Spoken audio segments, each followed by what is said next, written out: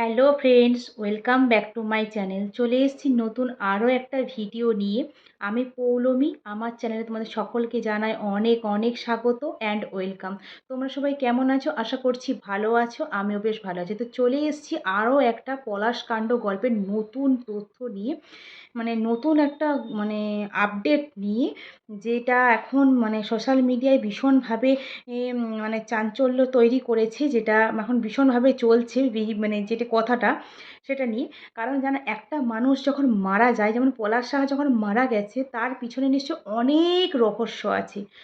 একটা মানুষ কিন্তু সহজে পৃথিবীর মায়া ত্যাগ করতে চায় না। যখন সে বারবার অনেক কিছুতে আঘাত পায়, তখনই সে কিন্তু চলে যায়। সেই রহস্যগুলো আস্তে আস্তে সামনে আসছে। এবার যারা দোষী, যারা পাপী, তারা তো ভয়ে বুক কাঁপছেই। কারণ এইটা তারা জানে না যে পাপ কিন্তু সামনে আসবেই, আর পাপ কিন্তু বাপকেও ছাড়ে না। তো সেটাই, সেই কারণে আজকে এই ভিডিওতে আসা, যে একটা কথা, যে কথাটা, যে সুস্মিতা সাহা মারা গেছে। এই মাত্র পলাশ সাহা স্ত্রী সুস্মিতা সাহা শেষ নিঃশ্বাস ত্যাগ করেছে। এই কথাগুলো যে চলছে সোশ্যাল মিডিয়ায়, এর একটা কারণ আছে। কি না, পলাশ সাহা আমি দুদিন আগেই ভিডিও আপলোড করেছি যে সুস্মিতা সাহা এখন পাগলা গারদে আছে। তো এই একটা মেন্টাল পেশেন্ট হয়ে গেছে, সে এতটাই উন্মাদ আর পাগল হয়ে গেছে, তার বেঁচে থাকাও যা, মরে যাওয়াও তা। বেঁচে থেকে সে মরার মতন হয়ে গেছে একটা মানুষ। তাকে পাগলা গারদে, তাকে তো আর যত্ন করে রাখা হয় না, কিংবা তাকে আদর যত্ন করা হয় না, সেটা সবাই জানে। তো আরটা যে এই জিনিসটা যে হয়েছে সুস্মিতা থেকে, এর পিছনে একটা বড় কারণ আছে। সুস্মিতা নিজেকে সামলে নিচ্ছিল, নিজেকে সামলে নিয়েছিল, সব কিছুই করেছিল, কিন্তু তাও একটু সুস্থ ছিল। ৫-৬ দিন আগে পলাশ সাহার মা সুস্মিতাকে ফোন করে ফোন করে বলছে যে, কেমন আছিস? এখন প্রথমে জিজ্ঞেস, কেমন আছিস? বলে, আমি একটু ভালো আছি। তো এটা তো যারা শত্রু তাদের তো বুকে সহ্য হবে না যে একটু হলেও সে ভালো আছে। বাবা ভালো থাকা তাকে একদমই চলবে না। তো সেই জন্য সুস্মিতা একেই তো মানসিকভাবে ভেঙে পড়েছিল। তার জীবন থেকে তো সব চলে গেছে। সে ধরেই নিয়েছে যে আমাকে এবার একা একাই বাঁচতে হবে। তার উপরে কাটা ঘায়ে নুনে ছিটে দেওয়ার জন্যই হয়তো পলাশ সাহার মা ফোন করেছিল সুস্মিতাকে।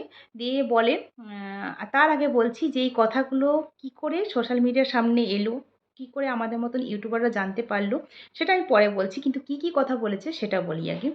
বলছে, তুই এতটা কাল কাল সাপের থেকেও অধম যে আমি জানতাম না। তুই বাড়িতে আসার পর থেকেই কেমন অশান্তি রইলো, অশান্তির শেষ নেই। তুই তো আমার ছেলেকে ধরে ধরে রাত্রে মারতিস, সেটা তো কি জানতাম না? সেটা আমি জানতাম। ওই জন্য তো আমি আমার ছেলেকে আমার কাছে রাখতাম। আর এই কথাগুলো তুই নাকি উল্টো করে বলছিস যে আমি তোর হাজব্যান্ডের সঙ্গে তোকে সময় কাটাতে দিই না। কেন দিতাম না? তুই তো আমাকে ছেলেকে একা পেলেই তো মারতিস। তার পিঠে নাকি অজস্র নখের দাগ ছিল।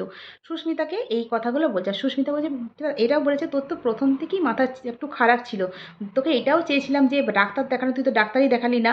যদি বা একবার জোর করে ডাক্তার দেখানো হলো, ওষুধগুলো খেলি না। তখন সুস্মিতা নাকি এই পার ফোনের এই পার থেকে বলেছে যে, আমি কি পাগল যে পাগলের ওষুধ খাবো? তোমরা তো আমাকে পাগল বানিয়ে রাখতে চেয়েছিলে। যে আমি পাগল বানিয়ে আমাকে রাখলে তোমাদের নিশ্চয় অন্য কোনো অন্য কিছু দিক থেকে সুবিধা হতো। তোমার হতো, আর তোমার মাথায় যে বদবুদ্ধিগুলো ঢোকাচ্ছে তার হতো। এটা বলেছে। তখন বলছে, হ্যাঁ, তুই মরিস না কেন? তুই মর না। তোর মতন কাল মেয়ে কেন যে এখনো বেঁচে আছে? আমার ছেলেটাকে খেলি, তোর এখনো শখ মিটেনি? আরও নিশ্চয় কোনো ছেলের জীবন নষ্ট করবি, আর কোনো ছেলেকে খেয়ে খাবি, তার জন্য বসে আছিস। তো তোর এত এত মানুষের মরণ হচ্ছে, তোর কেন হয় না মরণ? এই কথাটা বলেছে। এই কথাটা খুবই আঘাত লেগেছে সুস্মিতার। আঘাত লাগার পর সুস্মিতা আ গলায় নাকি দড়ি নিতে যাচ্ছিল। তখন ওর বৌদি, এই কথাটা, যে এই যে কথাগুলো হয়েছে, ওর কাছে সবসময় আছে, সুস্মিতার কাছে সুস্মিতার একটা বৌদি। সে কিন্তু এই কথাগুলো সোশ্যাল মিডিয়াতে এসে বলেছে যে, এই কথাগুলো পলাশ সাহার মা নাকি বলেছে সুস্মিতাকে। যার কারণে সুস্মিতার এই অবস্থা। সুস্মিতা যে এখন কোন কীরকম আছে সেটা নিজেও কিন্তু জানে না, যে মানে সব সময় শুধু পলাশকে চোখের সামনে, আর পলাশকে একটা কথাই বলছে, তুমি যখন চলে গেলে আমাকেও সঙ্গে করে নিয়ে যাও, আমিও তোমার কাছে যেতে চাই। মানে ও যদি একটু একা থাকতে পায় না, ও নিজে কিছু একটা অঘটন ঘটিয়ে ফেলবে, আর সেটা কিন্তু পলাশ সাহার মা। আর কে চাই তুমি তো নিশ্চয়ই বুঝতে পারছো, পাপিয়া। পাপিয়ার এই মানে পুরো প্ল্যানটাই কিন্তু পাপিয়ার, পুরো প্ল্যানটাই। আর একটা কথা বলি, যে কথাটা ওখান থেকে পলাশ সাহার মা বলছিল, পলাশ সাহার মা কিন্তু ফোনের ওপারে একা ছিল না, তার সঙ্গে নাকি আরও একজন ছিল। কারণ ফোন করলে এ, বুঝতে তো একটুকু পারা যায় যে সে কথা বলছে, কিন্তু তার পাশ থেকে তাকে যে কথাগুলো শিখিয়ে দিচ্ছে, তার একটু হলেও আভাসটা পাওয়া যায়। কারণ পাশ থেকে তাকে যে শিখিয়ে দেওয়া কথাগুলো হালকা হালকা হলেও আসে, যে তাকে কেউ শিখিয়ে দিচ্ছে তবে সে কিন্তু কথাটা বলছে। পলাশ সাহার মা এতটাই বোকা, এতটাই বোকা যে কি বলবো, মানে কি এম, এতটাই লোভী মানুষ, যে লোভের কারণে সে পুরো তার মাথাটা একদম গোবরের মতন, গোবরের থেকে অধম হয়ে গেছে। তাকে পাপিয়া যেটুকু বোঝাচ্ছে সেটুকুই করছে। মানে কি, পলাশ সাহা তো মারা গেছে, এবারে পলাশ সাহার টাকা পয়সা কিন্তু পেয়েছে, মানে পলাশ সাহার মা পেয়েছে, প্রপার্টি কিন্তু পলাশ সাহার মা পেয়েছে। যেহেতু সুস্মিতা কিছু পায়নি, সুস্মিতা শুধু গয়নাটুকুনি পেয়েছে, ওই গয়নাটাও হাতানোর ধান্দা ওদের, যে গয়নাটাও ওকে দেবো না, ও যদি মারা যায় তাহলে ওর গয়নাটা আমরা পেয়ে যাবো। তাহলে ওকে তো ডাইরেক্ট তো মারতে পারবে না, তাই ফোনের মাধ্যমে ওর কানে মানে কীভাবে মরার মন্ত্রণা দেওয়া বলে না, মন্ত্রণা দিচ্ছে, সেই মন্ত্রণাটা ওরা ওখান থেকে দিচ্ছে, যে তুই মর, তুই কেন মরিস না, এই যে অভিশাপ দেওয়ার। এই জিনিসটা, যে আমি কি এতটাই খারাপ, এতটাই যে আমার জন্যে কি আমার বর মারা গেল, কিন্তু আমার বর তো আমাকে ভীষণ ভালোবাসতো, যে সুস্মিতা ছাড়া তার চলতো না, সুস্মিতা সুস্মিতা সুস্মিতা এই শুধু করতেই থাকতো। এমনকি ঘরে থাকলে তাকে ফোন করতো না, মানে যখন সুস্মিতা শ্বশুরবাড়িতে থাকতো, মানে সুস্মিতা 2.5 বছর বিয়ে হয়েছে, তার মধ্যে দুবার কিন্তু বাপের বাড়িতে গেছে, দুবার। আর যখন ও শ্বশুরবাড়িতে থাকতো তখন কিন্তু পলাশ সাহা সুস্মিতাকে ফোন করতো না, তার কারণ তার মা থাকতো ফ্ল্যাটের মধ্যে, ছোট একটা ঘর, তার মধ্যে তো দুটো মানুষ আছে, সে তার বাইরে গিয়ে কথা বলতে পারবে না, তখন সে সন্দেহ করতো যে আমার ছেলেই করেছে ফোনটা। সেই জন্য সুস্মিতা যখন বাপের বাপের বাড়িতে থাকতো তখন কিন্তু পলাশ সাহা ঘন্টায় ঘন্টায় ফোন করতো। আচ্ছা, তার স্বামীকে যদি সে এতটাই টর্চার করতো, এতটাই সে ঘেন্না করতো, এতটাই যদি ওকে মারধর করতো, তাহলে পলাশ সাহা কেন সুস্মিতাকে এত মিস করতো যখন সে বাপের বাড়ি চলে যেত?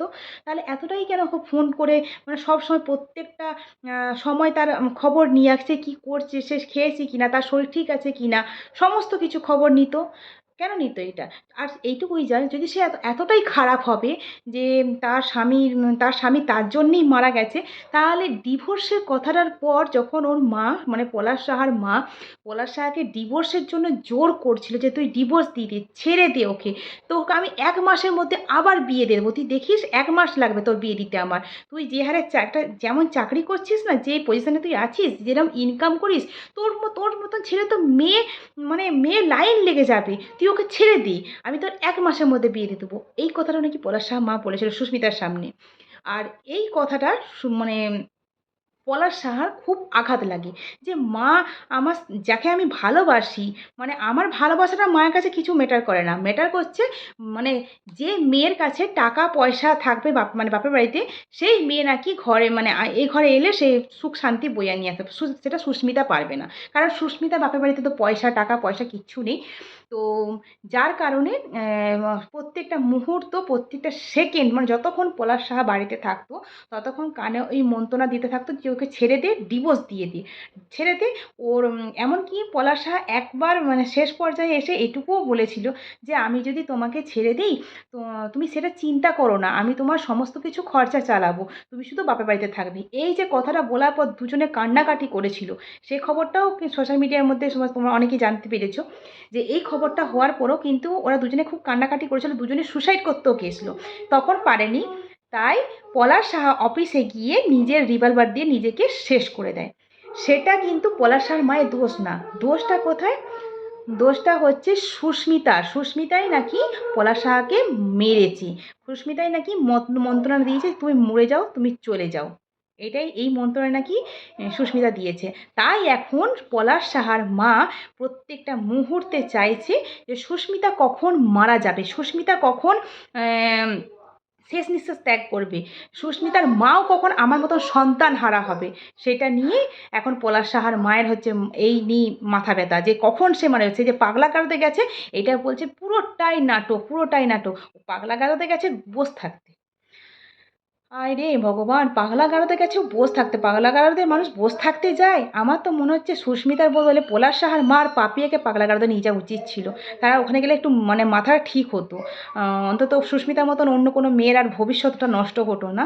যাই হোক, এইটুকুই যে পলাশ সাহার মায়ের তো বুদ্ধি তো একবার ভ্রষ্ট হয়ে গেছে, কিছু করার নেই।